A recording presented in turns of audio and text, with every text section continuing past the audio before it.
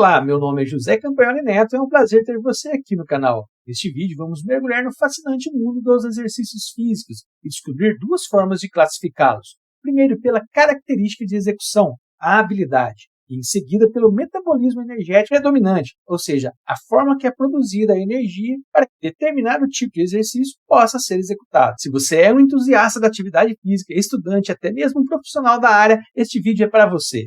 Então, já deixe seu like e inscreva-se no canal. Bora lá? Primeiro vamos classificar os exercícios pelas características de execução.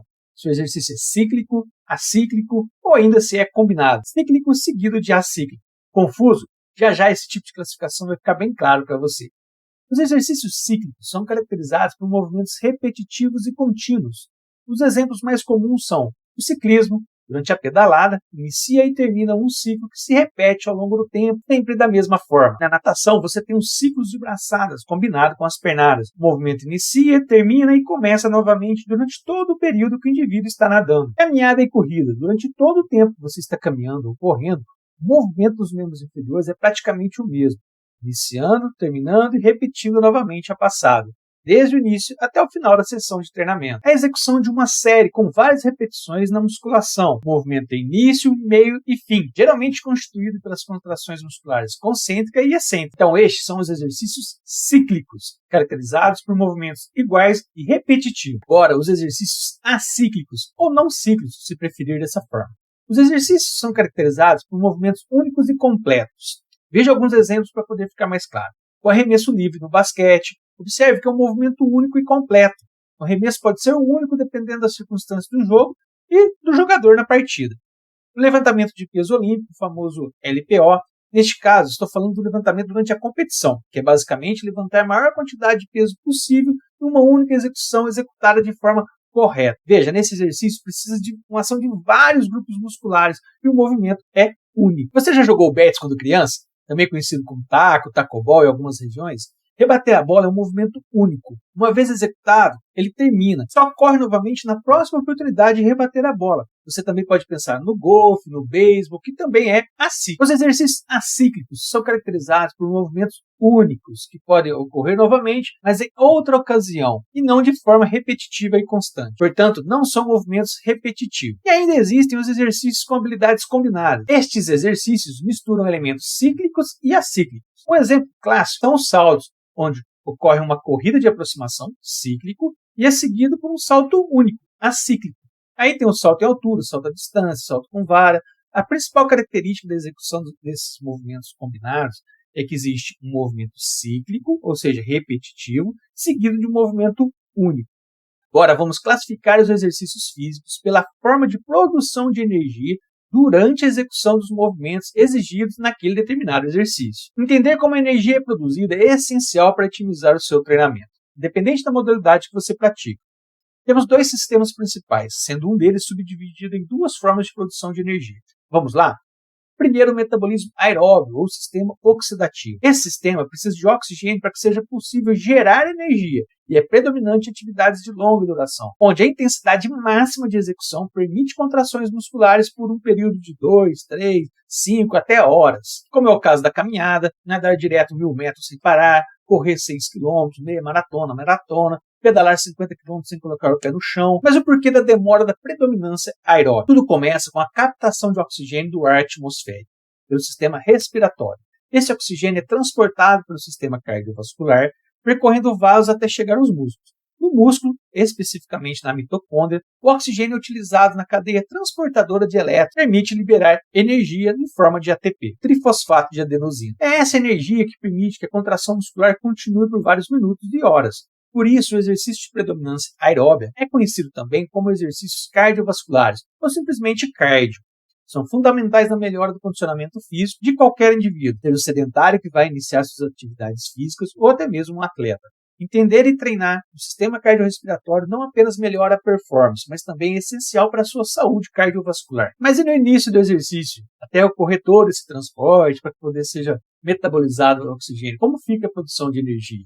Bom, aí é um tema para um outro vídeo sobre débito de oxigênio. Bom, então a principal característica do metabolismo aeróbio, sistema oxidativo, é que a intensidade do exercício permite contração muscular contínua por vários minutos e até mesmo horas. Perfeito? Agora o metabolismo anaeróbio. Esse é dividido em duas formas de produção de energia, sendo a principal característica de ambas é que não há necessidade da presença do oxigênio no processo de produção de energia. Perfeito? Não precisa de oxigênio para produzir energia. Bom, aí você pode me perguntar, Zé, mas e durante a recuperação? Bom, aí é outro tema relacionado à integração dos metabolismos, tá?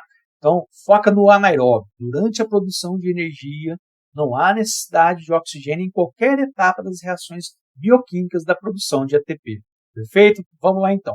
Primeira subdivisão do metabolismo anaeróbio, o sistema glicolítico. Este sistema também é conhecido como metabolismo anaeróbio lático. Este sistema é responsável pela produção de energia em esforços intensos e rápidos, como um sprint de 40 segundos, onde não há tempo nem de captar, transportar e metabolizar oxigênio, mas é necessária energia e ela precisa ser produzida. Um exemplo, um ataque para fuga no ciclismo. O ciclista vai lá e lança uma fuga. Quem não acompanha o ciclismo, vou explicar esse exemplo, tá? Então vamos lá. Imagina um grupo de ciclistas ali, 4, 5, enfim, um monte de ciclistas caminhando junto, né? Imagina lá um pelotão de ciclistas, todo mundo juntinho ali pedalando na mesma velocidade. Aí, de repente, né, geralmente por uma estratégia da equipe ou até mesmo do próprio ciclista, um ciclista começa a pedalar muito mais rápido que os outros. Ele começa a despontar na frente ali, ele mantém, sustenta essa intensidade ali mais alta que os demais durante uns 40 segundos, 1 minuto, e depois ele volta a pedalar num ritmo menos intenso. Mas agora ele está mais à frente do pelotão, das pessoas que ficaram. Então ele e os outros que acompanharam ele nesse ataque fugiram do pelotão, então por isso que chama fuga, deixaram o pelotão para trás. E os outros ciclistas que ficaram começam a sobrar lá, né? Ficar bem distante. Então, ele vai fazendo isso aí em provas de longa duração. Então, imagina ali uma etapa de montanha do Tour de France, né? Uma equipe bem estruturada, ela faz isso algumas vezes durante a etapa, tá? Então, em pontos estratégicos ali, ora um atleta da equipe vai lá e lança o ataque, aí a equipe acompanha, vem alguns outros também de outras equipes junto, mas ele já começa a quebrar o pelotão ali, né? Ele começa a puxar a fuga, e os outros da equipe ali vão de roda e vão indo. Aí depois outro atleta da equipe vai lá, faz o ataque, os outros acompanham, eles vão revezando os gregários e vão levando o capitão da equipe lá para frente e vai quebrando o pelotão. E a intenção é deixar o capitão da equipe, né, no caso o atleta principal daquela equipe, numa situação, numa posição mais confortável que os demais ciclistas que sobraram e principalmente, né, conseguir ficar alguns segundos à frente do seu principal concorrente, a camisa amarela, né? Para quem acompanha o Tour é bem bacana e a gente acaba observando bastante isso aí durante todas as etapas ali, principalmente etapas de montanha. Bom, vamos à segunda subdivisão do metabolismo anaeróbio, tá? O sistema fosfogênio. Esse sistema atua nos esforços muito curtos, curtíssimos, extremamente intensos, tá? Na maior intensidade possível que o indivíduo consegue executar aquele gesto motor. Então, o sistema fosfogênico consegue sustentar a produção de energia em esforços de curta intensidade, que permite no máximo até ali uns 15, 20 segundos de contração muscular. Um exemplo disso é o salto, um arremesso, imagina um arremesso com a maior força possível, mais uma vez o levantamento de peso olímpico em competição. Vamos a um resumo geral com alguns exemplos para poder ficar mais claro para você, tá? Então, exercícios cíclicos de longa duração, como o ciclismo de estrada, provas longas de fundo, como os 10.000 metros no atletismo, os 1.500 metros na natação, que utiliza de forma predominante o sistema aeróbio. Bom, existem também os exercícios cíclicos de curta duração, como 50 metros na natação. O recorde mundial ainda é de um brasileiro, desde 2009, ou seja, é uma prova de predominância do metabolismo anaeróbio. Exercícios acíclicos de longa duração, então uma partida de futebol, de basquete, que mescla os sistemas dependendo da intensidade e duração dos movimentos, de acordo com o momento do jogo. Exercícios acíclicos de curta duração, então um goleiro defendendo um chute, o rebatedor do beisebol, mais uma vez o levantamento de peso olímpico em competição, são exemplos clássicos do uso do sistema anaeróbio em exercícios acíclicos, ou seja, de curta duração. Bom, você pode estar perguntando agora, pô Zé, você usou o exemplo de natação no metabolismo aeróbio, também usou o exemplo de natação no metabolismo anaeróbio, afinal, qual que é o correto? Bom, aí vem aquela resposta que todo aluno adora, né? Depende, tá? Então depende do quê? Vamos lá. Depende da característica da sessão de treinamento ou da prova de natação, tá? Então, por exemplo, se for um esforço máximo de curta duração, como no caso de 50 metros em 20,91 segundos, no recorde mundial, o exercício é predominantemente anaeróbio, tá? Então, exercício curto, de altíssima intensidade. Agora, se for um esforço máximo de longa duração, como a busca por um recorde pessoal, mundial ou olímpico dos 1.500 metros de natação, o exercício é de predominância aeróbica. Veja que sempre fala predominância. Em muitos casos, o metabolismo anaeróbio ele auxilia o metabolismo aeróbio para a produção de energia. Tá? Mesmo que seja uma contribuição proporcionalmente menor, mas os dois sistemas estão lá trabalhando juntos para que você consiga o seu recorde pessoal.